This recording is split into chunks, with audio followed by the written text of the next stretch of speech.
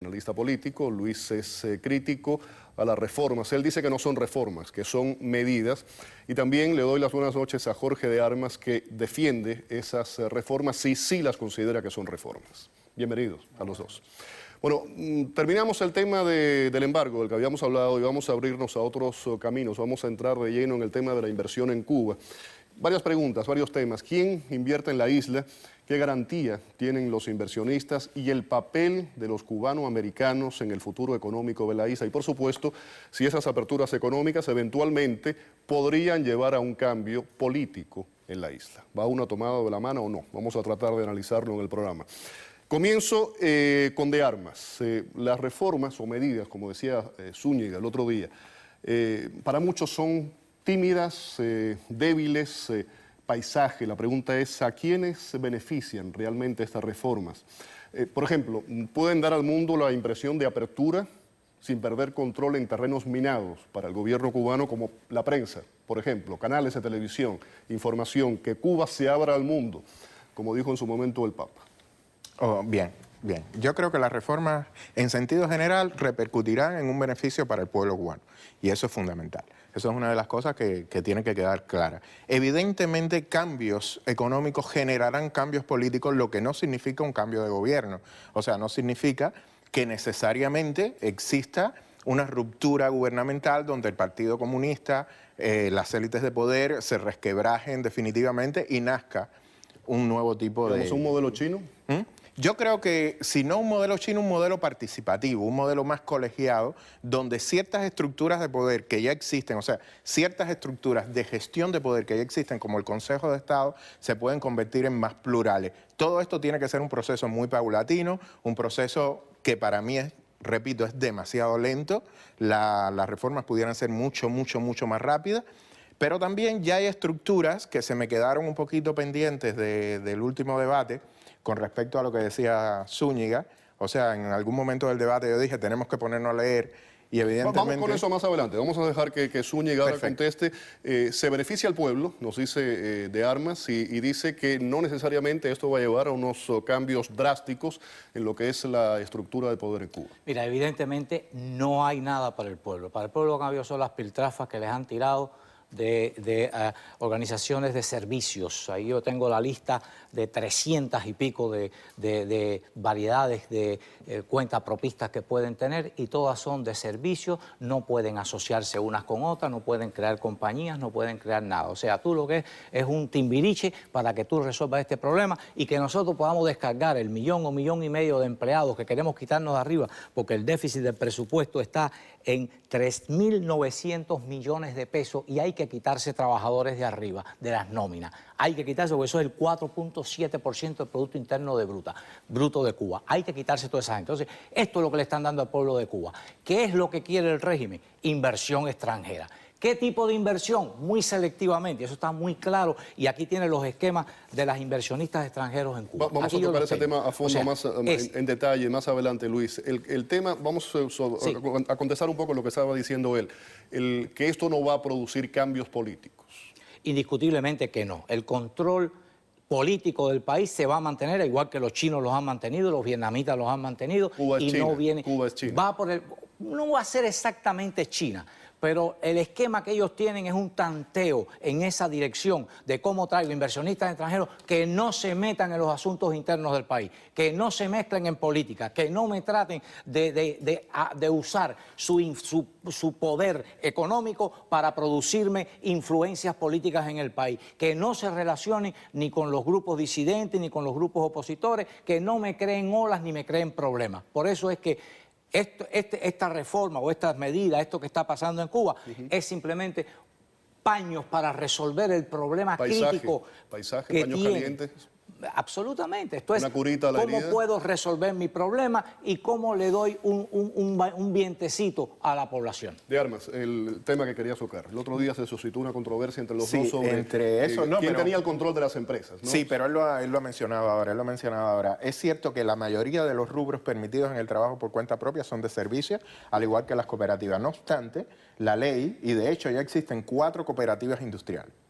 De hecho, la propia ley permite las cooperativas de segundo grado, que son cooperativas de cooperativas, o sea, dando un margen a la existencia de lo que aquí nosotros llamamos holdings. Eso vendrá paulatinamente. Hay 4 cooperativas de servicio.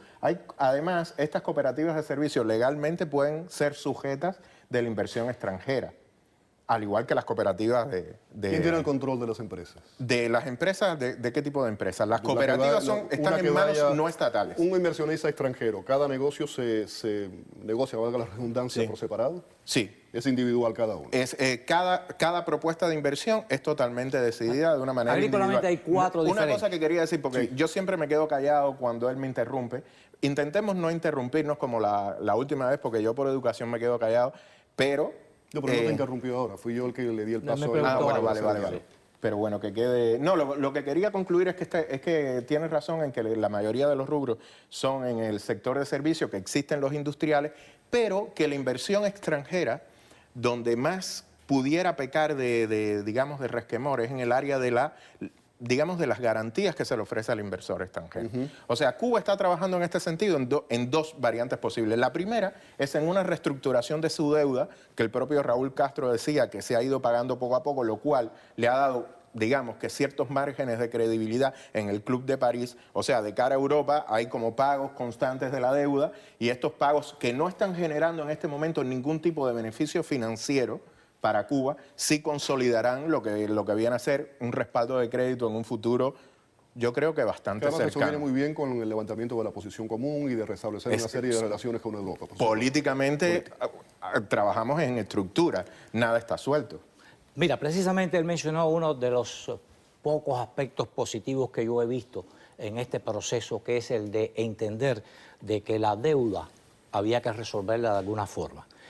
Yo pienso que la negociación con Rusia fue aceptable. Creo que podían haber buscado una reducción aún mayor, pero el monto era demasiado grande, 35.000 millones de dólares. Y eso que no hablaron de la otra deuda. Era una deuda que además monstruosa. impagable y obsoleta. Sí, exactamente. Por eso yo creo que podrían haberlo bajado tal vez hasta el 6 o el 5%. Pero bueno, hay que reconocerle que fue un buen esfuerzo, y sobre todo la segunda parte del contrato para el pago de esa deuda, que es en 10 años, pero el pago de esa deuda tienen que invertirlo en el propio país. Y eso es lo que te enseña exactamente el esquema que hay con las inversiones extranjeras. El régimen tiene muy claro, y cuando tú vas al esquema de los inversionistas extranjeros, aquí yo los tengo todos, te vas a dar cuenta que el régimen lo que desea son, primero, países que sean amigos o no antagónicos. Rusia, por eso es que esos 350 millones anuales van a ser invertidos en Cuba, y Rusia no va a ser un país antagónico con el gobierno del régimen cubano. Segundo, China no es antagónico con el régimen cubano. Venezuela no es antagónico con el régimen cubano. Brasil, en el puerto de Mariel, no es antagónico con el régimen cubano. Sin embargo, ¿a quién están medio que empujando para el borde del abismo? A Canadá. Le han procesado ya 2 altos ejecutivos empresariales en el país y se lo están empujando contra la pared. Ese es el tipo de inversión que el gobierno de Cuba tiene planeado en su estrategia. ¿Quieres contestarle? Quería hacerte una pregunta.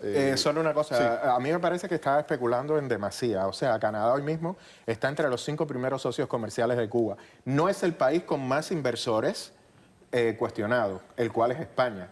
También hay inversores de Francia y también hay inversores de otros países. O sea, si empresas que constituyen, usted dice 2, yo le puedo citar 5 españoles.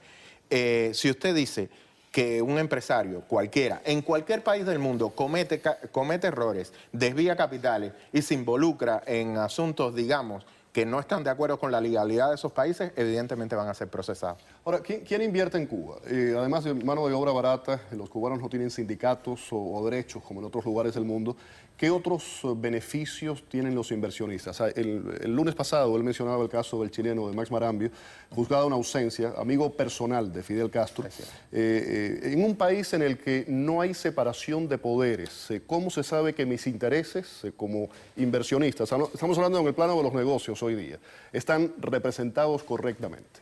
Eso es un problema que Cuba tiene que solucionar, otorgando credibilidad y asesorándose y dejando, como dice la ley, que esa solución quede en manos de, incluso si es necesario, de tribunales internacionales. Cuba se tiene que ganar esa credibilidad porque evidentemente es un rubro pendiente que tiene.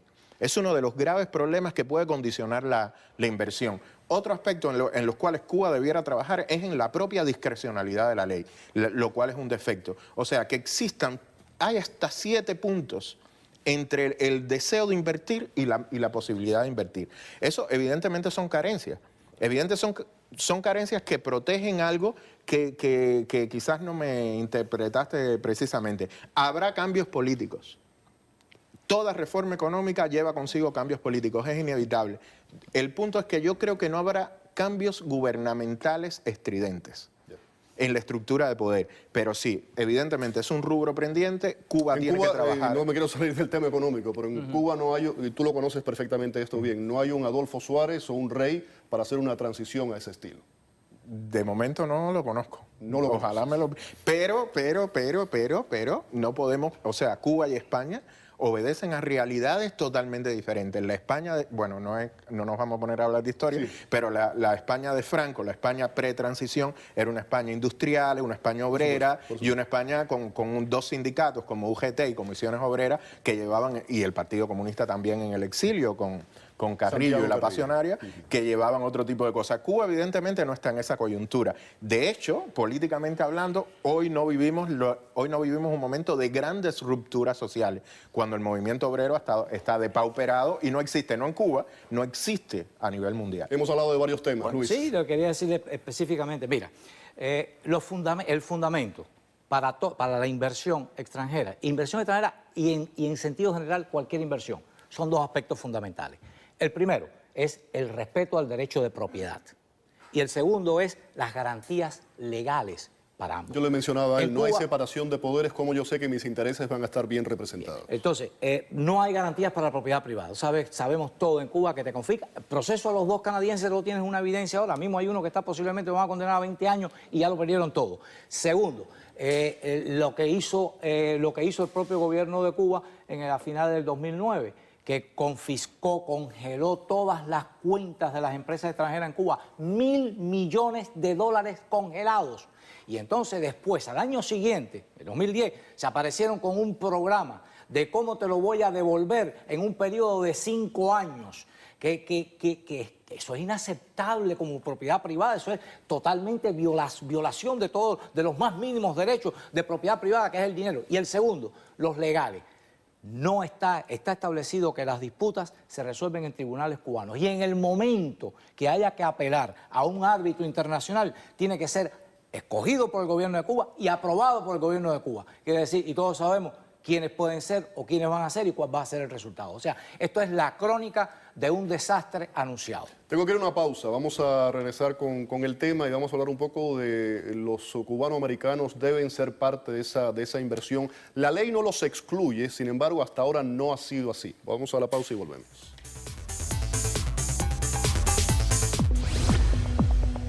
Hola a todos, soy Pedro Sepsi.